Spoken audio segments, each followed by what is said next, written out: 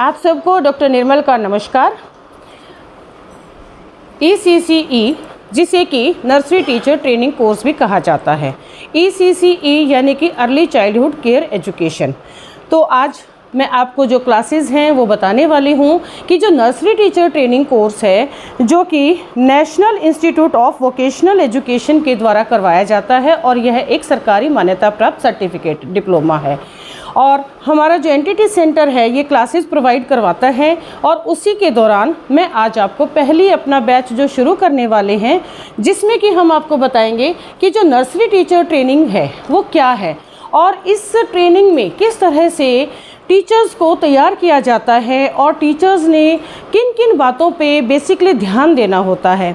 तो आज मैं आपकी जो पहली क्लास है इसमें सिर्फ आपको जितना भी हमारा सिलेबस है, जो थ्योरेटिकल पोर्शन है और जो आपका प्रैक्टिकल पोर्शन है, तो आज बेसिकली हम डिस्कस करने वाले हैं पूरा हमारा जो थ्योरेटिकल पोर्शन है कि हमें किस तरह से थ्योरी में कौन कौन सी चीज़ें पढ़नी है जिनको पढ़ कर के हम अपने प्रैक्टिकल फाइल्स को अच्छे से प्रिपेयर कर सकते हैं और एक टीचर बहुत ही अच्छे तरीके से अपने आप को टीचर प्लस मदर यानी कि मदर टीचर इस तरह से ECCE काउंसलर भी इसकी पोस्ट रहती है और नर्सरी टीचर ट्रेनिंग भी इसे कहा जाता है जिसमें कि एनटीटी की पोस्ट होती है।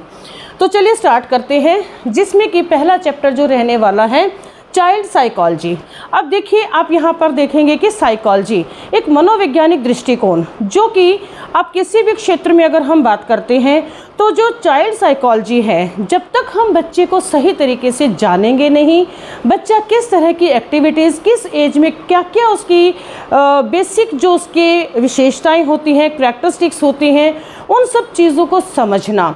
तो सबसे पहला जो है टीचर का कि चाइल्ड साइकोलॉजी जानना। चाइल्ड साइकोलॉजी में बहुत सारी चीज़ें आ जाएंगी जैसे कि मनोविज्ञान है क्या, मनोविज्ञान कहाँ से शुरू हुआ और कब से हमने इसे शिक्षा के साथ जोड़ा, और बाल केंद्रित शिक्षा जैसा कि हम जानते ही हैं हमारी जो न्यू एजुकेशन पॉलिसी है हमारी जो NEP 2020 है जिसमें कि ECCE कंसेप्ट को बेसिकली प्रमोट किया गया है।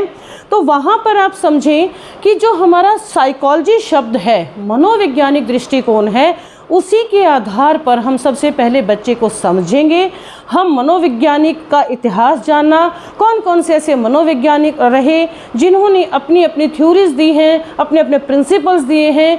तो यहाँ पे हम बेसिकली हमारी चाइल्ड साइकोलॉजी से जुड़ी हुई हर टर्म वहाँ पढ़ेंगे और किस तरह से उस टर्म को हम शैशवा काल से लेकर बच्चे के चाइल्डहुड तक, क्योंकि यहाँ हम बात करने वाले हैं 3 से 6 वर्ष तक के बच्चों की बात। बेसिकली हमारा जो कंसेप्ट है 3 to 6 इयर्स का कंसेप्ट हम यहाँ पे लेकर चलने वाले हैं।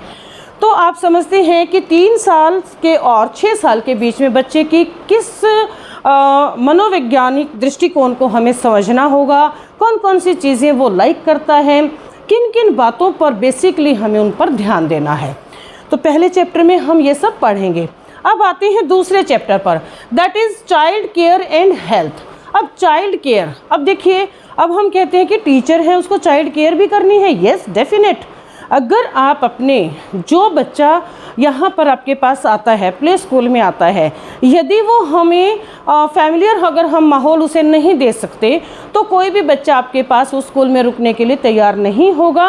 दैट्स द पॉइंट कि आपको उस बच्चे के लिए केयरिंग होना होगा जिस तरह उसकी मदर है। और अगला पॉइंट आता है हेल्थ। अभी हम बात कर रहे हैं कि बच्चे की केयर और हेल्थ दोनों ही कोरिलेट करती हैं, क्योंकि जहाँ पेरेंट्स देखेगा कि यहाँ मेरे बच्चे की हेल्थ का भी ध्यान दिया जा रहा है, यहाँ मेरे बच्चे की केयर भी की जा रही है, तो डेफिनेट ये टीचर बहुत अच्छी होंगी।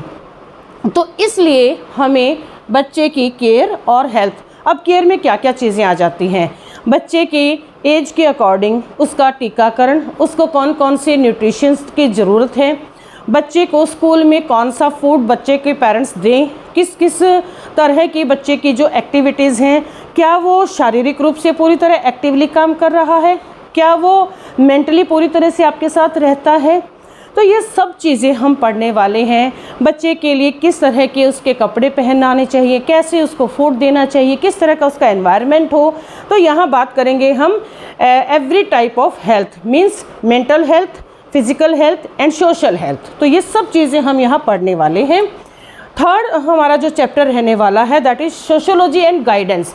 अब एक टीचर को बच्चे की सोसाइटी के बारे में भी जानना है, बच्चे को किस तरह की हम सोसाइटी प्रोवाइड करवाएं, बच्चे को हम किस तरह से गाइडलाइन दें, बच्चे को हम किस तरह से एक सोशल जो एनवायरनमेंट है उससे कैसे आपको जब एक बच्चा परिवार में रहता है तो बहुत ज़्यादा एक रिजर्व एरिया में रहता है, तो जब बच्चा आपका परिवार से सोसाइटी में जाता है तो उसे किसी अटैचमेंट की भी ज़रूरत है, उसे प्यार की भी ज़रूरत है और उसे गाइडलाइन देने की भी ज़रूरत है। जैसे आपके साथ बच्चा कहीं बस स्टैंड पर गया है तो हम वहाँ पर बच्चे को बोलते हैं कि बेटा ये पब्लिक प्लेस है और यहाँ क्लीनिंग का हमें स्पेशल भी ध्यान रखना है, क्योंकि हम सब लोग एक एक चीज़ का ध्यान रखेंगे तो हमारा बस स्टैंड बिल्कुल क्लीन रहेगा।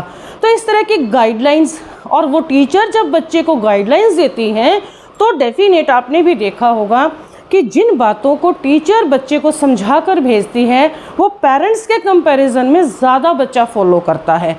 तो इस तरह से हम यहाँ पढ़ने वाले हैं कि परिवार क्या होता है, परिवार के बाद किस तरह से सोसाइटी में आपको एंटर करना है। तो सोशियोलॉजी जो गाइडेंस है वो हम यहाँ पढ़ेंगे। परिवार कितने टाइप के होते हैं, परिवार जो है एक समाज की मूल इकाई है, किस तरह से परिवार समाज में सहयोग देता है और समाज परिवार को किस तरह से एस्टेब्लिश करता है। तो ये सब चीज़ें हम पढ़ने वाले हैं।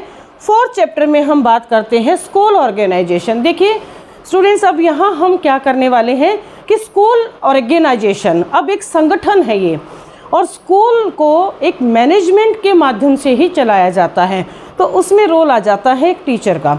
जो टीचर हैं वो अच्छे तरीके से अगर अपना उन सभी एनवायरनमेंट को तरतीब से अगर क्रमता से उस सब चीज़ों को सीख लेता है तो उसमें उसका पार्टिसिपेशन एक बेहतर रहता है। तो इस चैप्टर में हम जो पढ़ेंगे स्कूल की बिल्डिंग, स्कूल का फर्नीचर, स्कूल का एनवायरनमेंट, स्कूल में जल की व्यवस्था, स्कूल में खेल परिसर, स्कूल के क्लासरूम, स्कूल में टीचर्स का रिकॉर्ड, स्कूल के हेड और वहाँ पर जो मेंटेन होता है हमारा बेसिकली रजिस्टर, स्कूल का टाइम टेबल। तो बहुत सारी चीज़ें यहाँ पर हम स्कूल ऑर्गेनाइजेशन में पढ़ने वाले हैं। फिफ्थ चैप्टर पे आते हैं। फिफ्थ चैप्टर में आप पढ़ेंगे प्रिंसिपल्स ऑफ एजुकेशन। यहाँ पर हम बात करेंगे कि शिक्षा के सिद्धांत। तो बेसिकली अगर हम बात कर रहे हैं यहाँ पर नेचुरल सी बात है, हम शिक्षा की बात कर रहे हैं, हम बच्चों के एक आधारभूत पूर्व प्राथमिक शिक्षा की बात कर रहे हैं। तो यहाँ हम बात करेंगे कि कुछ जो मूलभूत जो हमारे विद्वानों ने, जो हमारे शिक्षाविदों ने हमारे लिए कुछ सैद्धांतिक जो हमारे जो थ्योरीज दी हैं हम उनके बारे में जानेंगे कि महात्मा गांधी जी ने किस तरह से एनालाइज किया, उनका जो दर्शन शास्त्र था वो किस तरह से आज इम्पोर्टेंस रखता है, आज भी वो चीज़ें एज इट इज़ हमारे पूरे समाज पर लागू होती हैं। तो उन सब चीज़ों को हम पढ़ेंगे। रविंद्रनाथ टैगोर ने शिक्षा के बारे में क्या कहा, मैडम मॉन्टेसरी ने शिक्षा के बारे में कौन सी थ्योरीज दी हैं, तो वो सब हम फिफ्थ चैप्टर में पढ़ने वाले हैं। अब आते हैं हम अपने सिक्स्थ चैप्टर पर, जहाँ पर हम बात करेंगे एजुकेशन साइकोलॉजी। देखिए यहाँ पर अब हम एजुकेशन को पढ़कर आए हैं, तो यहाँ हम अब बात करने वाले हैं कि जो एजुकेशन है और इसके साथ हमने यहाँ पर साइकोलॉजी जो शब्द है इसको हम किस तरह से कोरिलेट कर देंगे। तो एजुकेशन जिसे कि हम शिक्षा कहते हैं, और शिक्षा यानी कि एजुकेट करना यानी शिक्षित करना, लेकिन शिक्षित कैसे करेंगे? On the behalf of the term psychology, क्योंकि जब तक आप मनोवैज्ञानिक दृष्टिकोण को नहीं अपनाते हैं तब तक आप कोई भी ज्ञान आप अपने सामने वाले विद्यार्थी के अंदर नहीं डाल सकते। कोई ऐसी थ्योरी नहीं है, कोई ऐसा यंत्र नहीं है, कोई ऐसा मंत्र नहीं है। तो बेसिकली हम किस आधार पर अपना काम करते हैं, एजुकेशन जो पद्धति है, एजुकेशन जो सिस्टम है वो किस आधार पर काम करता है, कैसे हम अपने बच्चों तक अपनी ज्ञान की बातें, अपने अनुभवों को उन तक पहुंचाते हैं, तो वो सबसे मेन टर्म है मनोवैज्ञानिक दृष्टिकोण को पहचानना। तो इन दोनों बातों को हम यहाँ पढ़ेंगे। इसमें हमारी बहुत सारी चीज़ें ऐसी आ जाएंगी कि कैसे बच्चा याद रखता है, लर्निंग सिस्टम, फॉरगेटिंग सिस्टम, ठीक है। उसके साथ साथ हमारा आ जाएगा कि बच्चों की जो सीखने की जो प्रवृत्ति है, जो लर्निंग जो सिस्टम है, उसमें हम कौन कौन से टर्म को यूज़ करें। प्लेवे मेथड यूज़ कर रहे हैं, ठीक है। उसके साथ साथ हम जो मेमोरी है उसको और ज़्यादा कैसे अच्छा कर सकते हैं, उसे कैसे बढ़ा सकते हैं। जैसे 3H फार्मूला है गिवन बाय महात्मा गांधी, तो हम उसमें दोनों तीनों टर्म को यूज़ करते हैं। First H is head, second H is hand and third H is heart. तो इन सब चीज़ों का कोरिलेट करके जब हम बच्चे तक चीज़ों को इनपुट करते हैं, उनको हम इस थ्योरी पर काम करने की आदत डालते हैं, उनके साथ हम इन चीज़ों को कोरिलेट करते हैं, तो वो थ्योरी जो है बच्चे की एक अच्छी आदत को जन्म देता है और अच्छी आदत एक बच्चे को अच्छी शिक्षा देता ही है। आइए अब हम बात करते हैं अपने 7th चैप्टर पर, that is special methods of teaching. अब यहाँ हमारे जो स्पेशल मेथड्स हैं टीचिंग यानी कि लर्निंग, टीचिंग यानी कि प्रशिक्षण, ठीक है। अब यहाँ पे टीचिंग और लर्निंग का जो कोरिलेट है वो कौन से मेथड्स पर डिपेंड करने वाला है, तो ये चीज़ देखने वाली है कि कुछ मेथड्स जो कि सबसे पहले हम यहाँ जिक्र करेंगे, क्योंकि हम बात कर रहे हैं नर्सरी टीचर ट्रेनिंग की। तो यहाँ पर नर्सरी एक शब्द है, नर्सरी।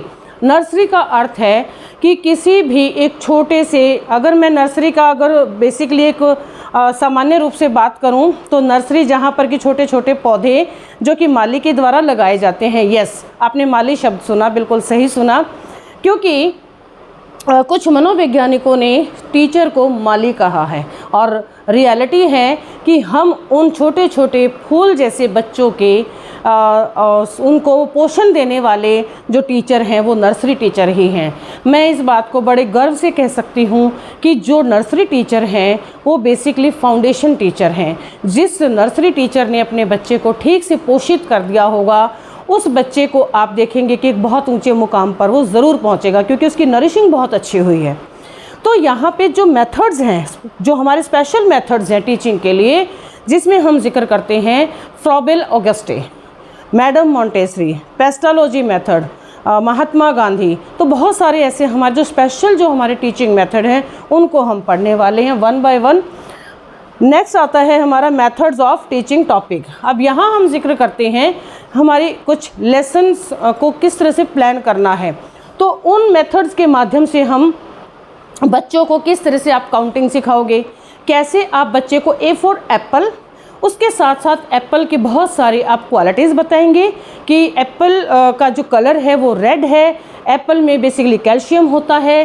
तो इस तरह से आप उसका लेसन प्लान करेंगे और उसके बहुत सारी जो टर्म हैं वो भी साथ साथ सिखाएंगे, जिससे कि बच्चा उसको चीज़ को सीखने के लिए एक्साइटेड रहेगा। और बच्चे का मूल रूप से हमें जिज्ञासु बनाना ही एक टीचर का बेसिक जो उसका कंसेप्ट है, उसका जो मूल उद्देश्य है वो है कि बच्चे को आप जिज्ञासु बनाइए और उन बच्चों को आप बेसिकली अपने ज्ञान की प्राप्ति के लिए उसको इंटरेस्टिंग मेथड से आप उसके सामने प्रस्तुत कीजिए।